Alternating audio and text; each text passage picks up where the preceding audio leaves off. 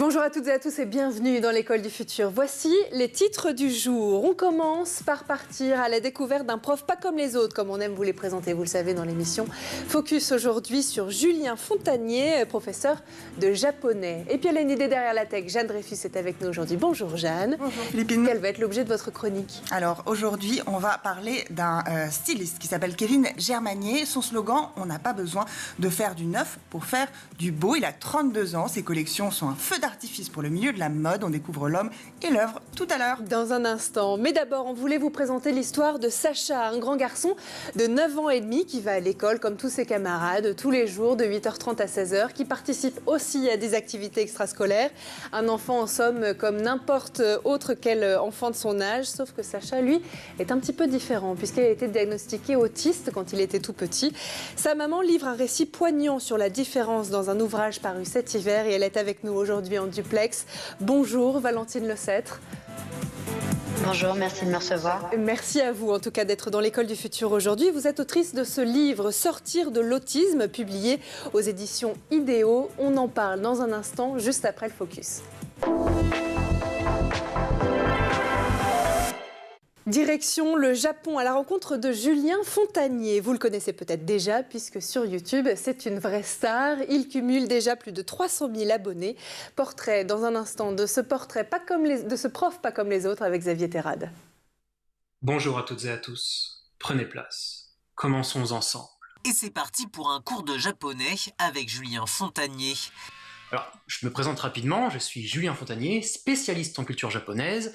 J'écris des articles, je fais des reportages, notamment au Japon. Je suis également traducteur, interprète, et j'enseigne le japonais. Sa chaîne YouTube, lancée en 2015, a plus de 300 000 abonnés. Si elle cartonne autant, c'est qu'elle répond à un véritable besoin. Je me suis rendu compte que énormément de personnes, de nos jours, dans notre société française, même francophone, pas seulement les limites de la France, étaient passionnés par le Japon, étaient passionnés par la langue japonaise, que ce soit grâce aux mangas, grâce aux animés, grâce aux jeux vidéo, ou tout simplement grâce à la richesse et la beauté de la culture japonaise. Et je me suis rendu compte surtout que toutes ces personnes, finalement, n'avaient que très très peu accès à l'apprentissage de la langue japonaise. Et ça, c'est un très très gros problème, un problème auquel j'entends remédier. En juin 2022, Julien Fontanier s'était notamment intéressé aux légumes du potager. La pomme de terre se dit en japonais jagaimo. La carotte se dit en japonais ninjin. Mais l'un de ses plus grands succès concerne sa vidéo dans laquelle il dévoile son tableau des katakana version manga. Elle a cumulé plus de 175 000 vues. J'aimerais vous montrer comment, grâce à votre passion pour les mangas, vous pouvez vous motiver à apprendre le japonais et surtout comment vous pouvez y prendre du plaisir. Et pour illustrer cela, j'ai créé un tableau des katakana version manga. Certaines de ces vidéos ont franchi le cap des 500 000 vues, un nombre qui pourrait bien continuer à grimper car les vidéos de cette petite star 2.0 de la culture manga sont intemporelles et donc toujours d'actualité, même des années après. Allez, tout autre chose à présent. Comment accompagner au mieux son enfant autiste dans sa vie de tous les jours, dans sa scolarité, dans son développement ou encore dans ses apprentissages?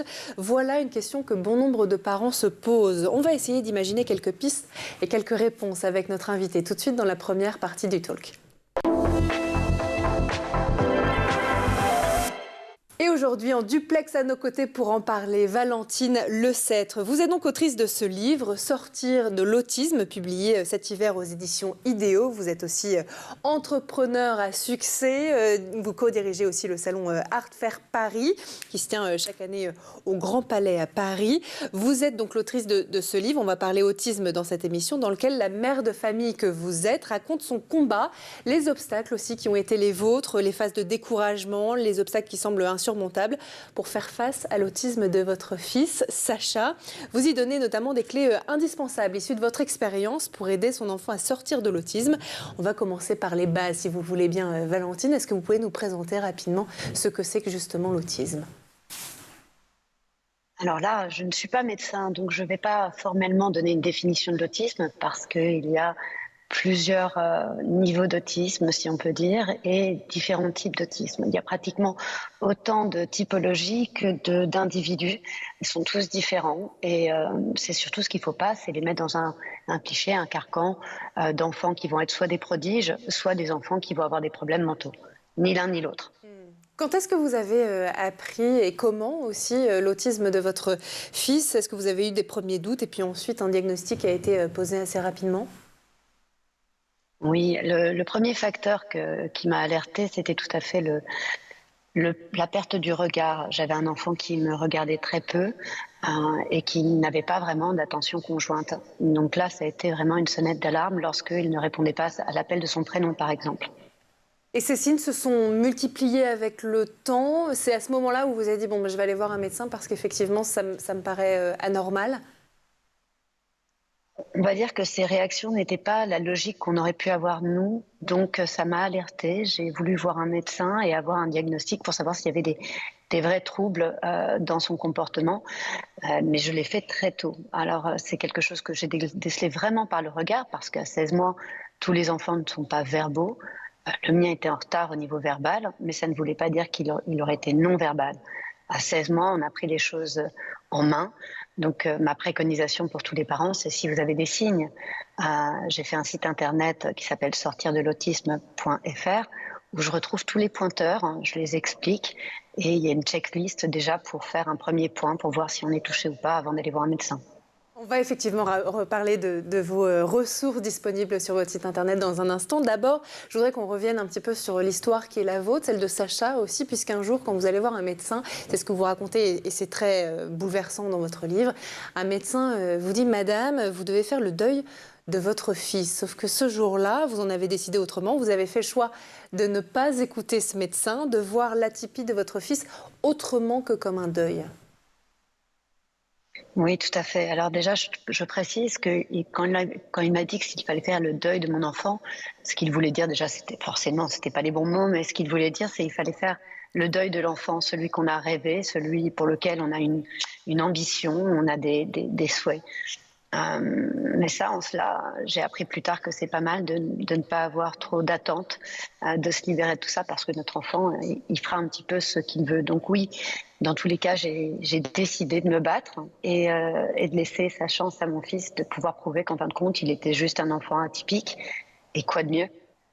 Bien sûr, on vous a cru aussi, on prend l'exemple de ce médecin parce que vous en parlez très justement dans votre livre, mais est-ce qu'on vous a cru, est-ce qu'on vous a pris au sérieux quand vous avez commencé justement à parler avec ces médecins-là, à dire que vous avez bien compris que de toute façon quelque chose était différent chez votre enfant? Ce sujet-là, de la différence, c'est un vrai sujet, on l'aborde régulièrement dans l'émission. Est-ce que c'est quelque chose qui justement a été presque un parcours du combattant pour vous? On a l'impression, en tout cas quand on lit votre livre.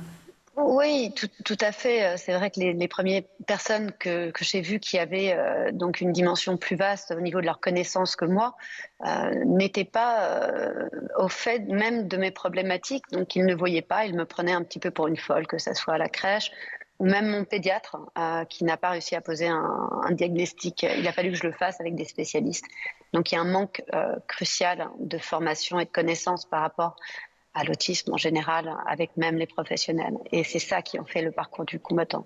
Bien sûr, et vous en parlez dans votre livre. D'ailleurs, les enfants autistes sont souvent diagnostiqués entre 3 et 5 ans selon la Haute Autorité de Santé. C'est trop tard?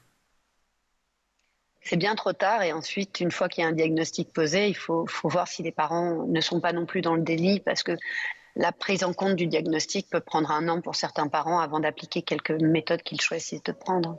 C'est-à-dire que plus on prend cette différence, cet autisme le plus tôt possible, plus bien on a entendu, de chance justement. Bien entendu, tout le monde le dit. Tous les scientifiques le disent, quelles que soient les méthodes utilisées. Tout le monde dit qu'en fin de compte, il y a une évolution chez l'autiste. Il y a une prise en charge qui doit être faite. Alors, je vous arrête tout de suite dans le sens où pas tout le monde va forcément s'en sortir, va avoir les mêmes résultats que nous avons eus.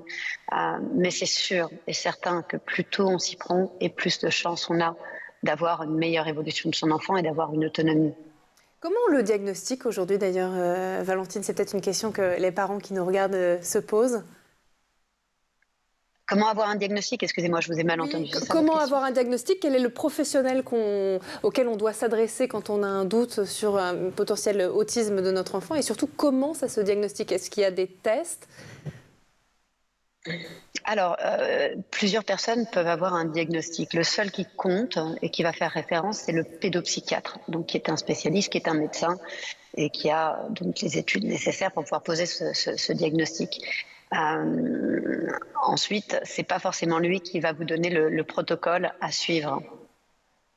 C'est bien ça votre question, je vous entendais mal, excusez-moi.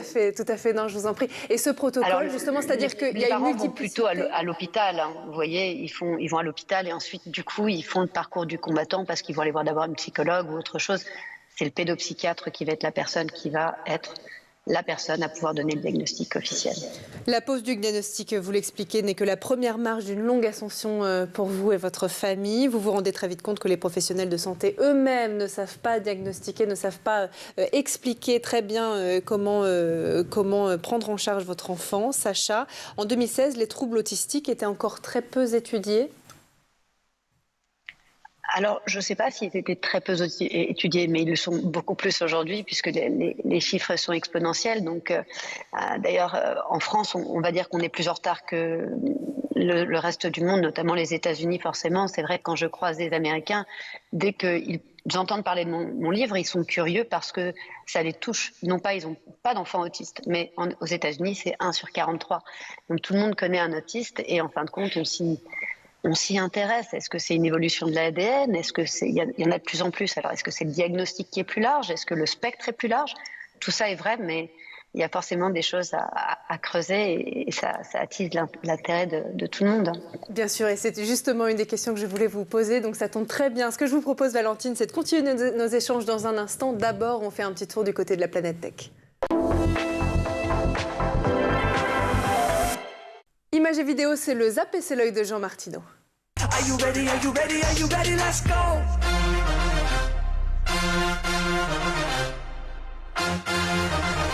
Are you ready? Are you ready? Are you ready? Are you ready? Let's go!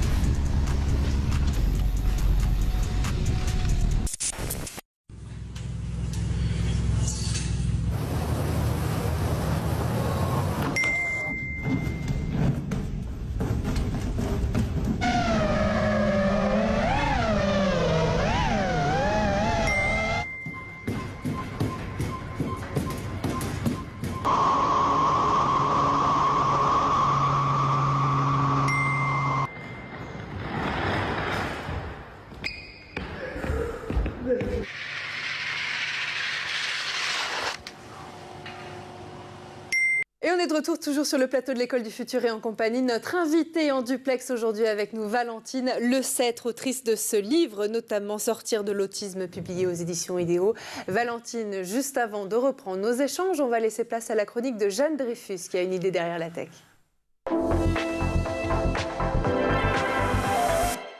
Jeanne, vous nous parlez aujourd'hui de mode, oui, mais de mode upcyclée. Vous allez nous dire ce qui se cache derrière ce mot, et ce, à travers l'œuvre d'un styliste, Kevin Germanier. Exactement, on n'a pas besoin de neuf pour faire du beau, pourrait bien être le mot d'ordre d'une nouvelle génération portée par le styliste Kevin Germanier, enfant prodige de la mode, né en 92 dans une petite bourgade de la Suisse valaisanne, dont les créations sont faites à partir de rebuts de particuliers, de perles, de cristaux peu utilisés par Swarovski, ou encore de plumes ayant appartenu à des anciennes danseuses de revue.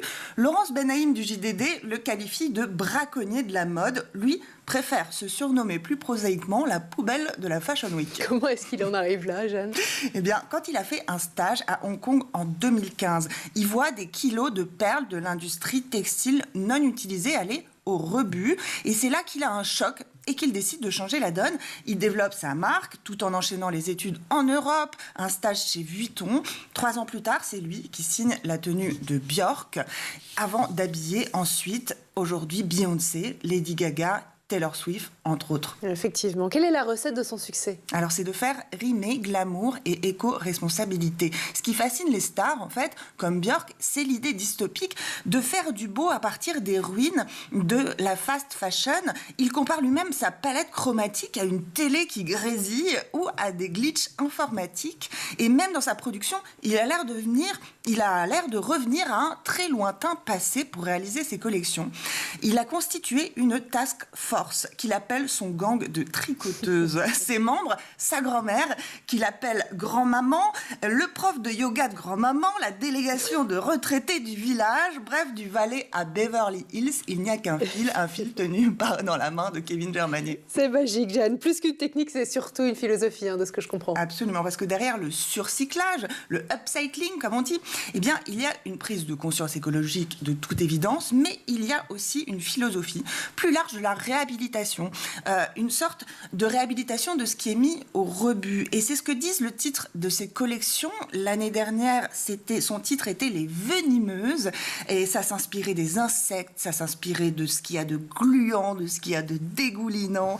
Cette année, suivait sa collection intitulée Les Épineuses. Chaque fois, l'idée, je le cite, est de rendre belles des créatures laides, méprisables et incomprises de l'univers. Alors c'est magnifique, mais effectivement, c'est pas tout à fait ce que je pourrais porter en plateau, vous non plus. Pourquoi pas.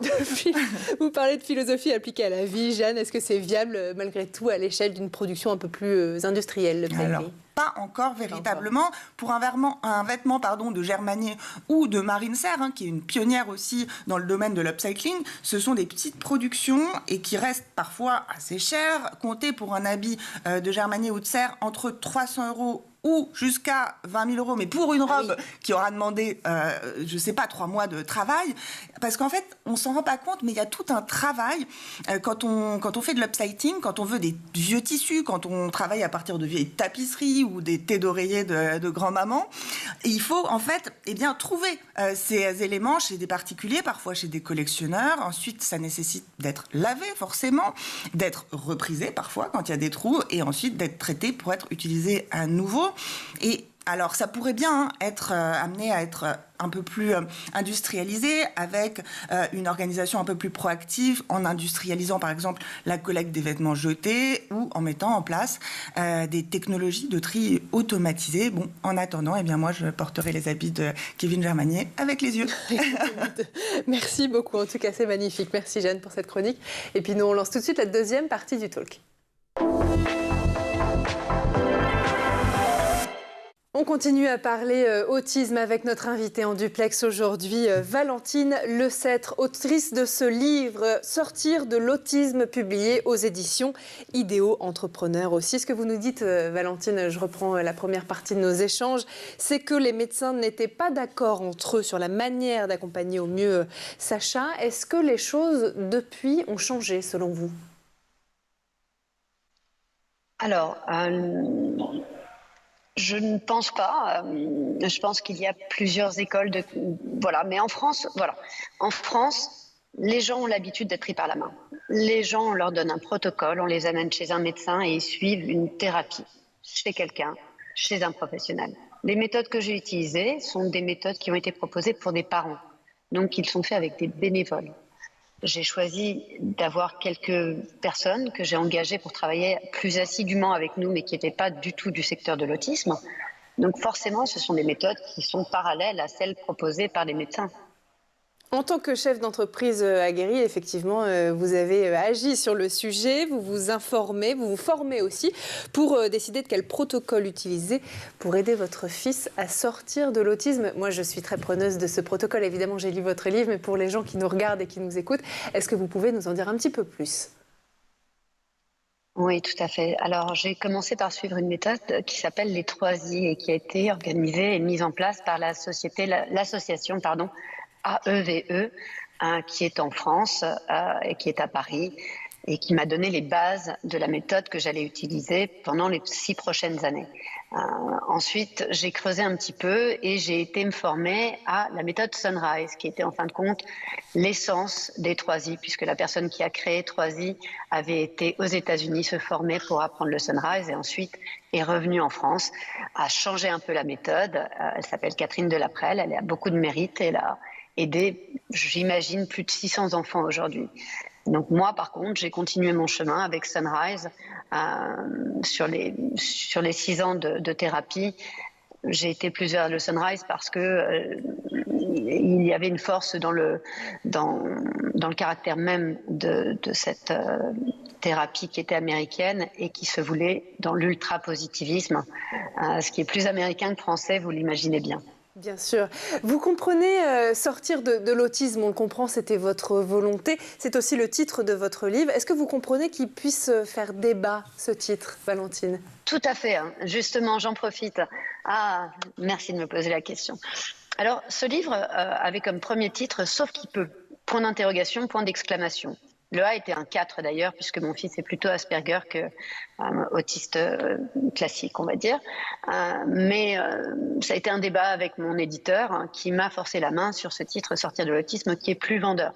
Là où j'ai accepté, c'est parce que sortir de l'autisme, ce n'est pas un point d'exclamation ni un point d'interrogation, c'est sortir de l'autisme. Et c'est là tout le débat. Est-ce qu'on doit sortir de l'autisme ? Pas forcément. Mon fils aujourd'hui a encore des traits de caractère, des traits du spectre autistique qui le rendent beaucoup plus fort. Donc encore aujourd'hui, je lui dis de temps en temps qu'il est autiste. Donc déjà, je pense qu'il y a un problème par rapport à la façon dont on perçoit l'autisme. Et par exemple, un jour, j'ai dit à un de mes amis qui était adulte, qui était Asperger, de toute évidence qu'il était autiste. Il a mis 1 an à me reparler, et puis ensuite, une fois qu'il l'a digéré, il est revenu vers moi en me disant « mais c'est génial de le savoir, nos différences nous rendent parfois plus forts ». Mais je comprends, et si j'ai fait du tort à certains autistes, et je le comprends, et d'ailleurs j'ai des échanges avec certains d'entre eux, je m'en excuse. Maintenant, ce livre, il a été écrit déjà pour moi, pour mon fils, mais surtout pour des parents qui auraient des enfants précoces, qui seraient diagnostiqués précocement. Ça veut dire que dans une bibliothèque, je veux qu'ils puissent avoir tout de suite les clés. Donc, ils vont voir le titre « Sortir de l'autisme ». Ça va les interpeller. Si je me suis trompée par rapport à certains adultes autistes, j'en suis désolée. Mais je pense que c'est bien dans le fait que ça va être pris en compte par les parents qui doivent tout de suite agir. Mais donc, est-ce qu'il est possible de sortir de l'autisme ou est-ce que c'est impossible ? Est-ce que ça n'existe pas vraiment ? Ça dépend ce qu'on veut dire par sortir de l'autisme. Moi, je dirais bien sortir de son handicap, oui. Ça, c'est possible. C'est-à-dire faire que l'autisme ne soit pas quelque chose qui soit un problème. Oui, ça, c'est possible, de sortir de ce cercle-là. En revanche, en théorie, lorsqu'on est autiste, on reste autiste. Ce n'est pas une maladie. Donc aujourd'hui, moi, je travaille avec des gens qui sont des experts, qui sont parmi les meilleures têtes chercheuses et qui sont sociales, qui sont adaptées et qui sont autistes. Comment va Sacha aujourd'hui, Valentine ? Alors Sacha a 9 ans, donc il va rentrer dans des questions existentielles maintenant, c'est normal, hein, c'est de son âge. Mais pour répondre à votre question, il va bien. Alors qu'est-ce que ça veut dire aller bien ? Il est épanoui, il est très heureux, il est dans une classe normale, une classe de son âge, où il n'y a pas d'adaptation pour lui. Donc on va dire que pour la question qui préoccupe les autres parents, il est tout à fait serein, heureux et bien. Vous vous rendez compte Il y a que vous vous rendez compte que pour la majorité des parents qui ont un enfant atteint d'autisme, ça paraît presque exceptionnel qu'un enfant Asperger, par exemple, comme Sacha, puisse rejoindre une classe tout à fait normale, j'ai envie de dire. Ça, c'est dû pour vous vraiment à la méthodologie, au protocole que vous avez mis en place avec lui. Je le pense. Maintenant, la méthode que vous avez lue, elle peut s'expliquer dans plein de différentes noms de thérapie. Qu'est-ce qu'on a fait? On a fait du joining, du bonding, du pairing. On s'est mis dans une pièce et on a créé de la connivence, du lien avec l'enfant pour qu'il ait envie de nous suivre, pour qu'il ait envie de rentrer dans notre monde. Ça, c'est les grandes lignes de ce qu'on a fait. J'ai revu la psychologue qui nous a suivis depuis le début et pendant 4 ou 5 ans de thérapie, qui s'appelle Aliénor de la Taille, qui a des crèches maintenant en région parisienne qui s'appellent les Bulletins. Et elle a appliqué cette méthode qu'elle a elle-même retravaillée et qu'elle a bien sûr nommée différemment puisque c'est sa méthode maintenant avec quelques différences. Et elle l'applique sur des enfants qui sont en bas âge, donc avant 6 ans. Et elle me dit, donc je l'ai vue il y a 3 jours, elle me dit, moi j'ai plein de résultats sur ces enfants-là, on s'y est pris très tôt. Donc sauf qui peut, d'où le titre original qui était « Allons très vite ». Vous parlez de bulle. Le principe de votre protocole aussi, si j'ai bien compris, c'est justement d'entrer dans cette fameuse bulle de Sacha en l'imitant, en le rejoignant dans son monde sans éléments perturbateurs autour. Ça, c'est la clé pour réussir. Oui, alors j'enlève le mot imitation qu'on m'a inculqué au début. Imiter l'enfant, faites-le à côté, et puis un jour il va s'intéresser à vous. Non, c'est le rejoindre, c'est-à-dire vraiment s'intéresser à ce qu'il fait, ne pas rentrer dans son monde, mais se mettre en parallèle pour qu'il ait envie de rentrer dans le nôtre. Donc pour qu'il y ait un mimétisme, mais c'est nous qui le faisons et pas lui. Une autre des spécificités de votre protocole, de votre méthode, c'est que vous avez, vous le racontez dans votre livre, transformé notamment une pièce de votre appartement en salle de jeu où le nom n'existe pas et dans laquelle tous les jouets figurent en double. Moi, je me suis posé la question, mais pourquoi en double, Valentine ? La salle des plaisirs. Oui, alors c'est effectivement, on met les jouets en double pour pouvoir, comme je vous le disais tout à l'heure, jouer avec lui sans pour autant rentrer dans sa sphère. On ne doit pas le braquer. Donc si l'enfant tout d'un coup veut jouer avec des Legos, on va lui passer les Legos et on va sortir une deuxième boîte de Lego qui est la même et on va jouer à côté pour qu'il s'intéresse à ce qu'on fait, puisque en théorie, s'il fait ce jeu-là, c'est qu'il a envie d'y jouer et que ça l'intéresse. Donc au lieu de passer par nous, le moteur va être via le jeu. Aujourd'hui, vous estimez qu'apprendre en jouant, c'est absolument clé. Vous continuez à le faire avec Sacha ? Ah oui, non seulement je pense que c'est la méthode clé, mais je le fais avec les adultes aujourd'hui. Et dans mon travail, je suis aussi manager et je sais que le lien, l'enthousiasme, tout ça, c'est quelque chose qui marche avec tout le monde. Forcément, si je vous raconte une histoire de quelque chose qui vous intéresse pas, si je le dis avec urgence, avec plaisir, avec enthousiasme, vous allez peut-être être susceptible d'être intéressé. Il me semble que ça marche comme ça. Je partage votre avis. Ouais. Merci beaucoup, en tout cas, Valentine Le Sètre. C'est un sacré message d'espoir que vous venez nous porter dans l'émission avec votre livre, dont je rappelle le titre « Sortir de l'autisme », publié aux éditions Idéo. Merci beaucoup d'avoir été avec nous et de nous avoir partagé un bout de votre histoire et de celle de Sacha. Merci beaucoup. Merci aussi à vous, Jeanne Dreyfus, d'avoir été notre chroniqueuse du jour. Merci à vous de nous avoir suivis. Et puis nous, on se retrouve comme tous les jours, dès demain à 12h30 sur School TV. Bonne journée.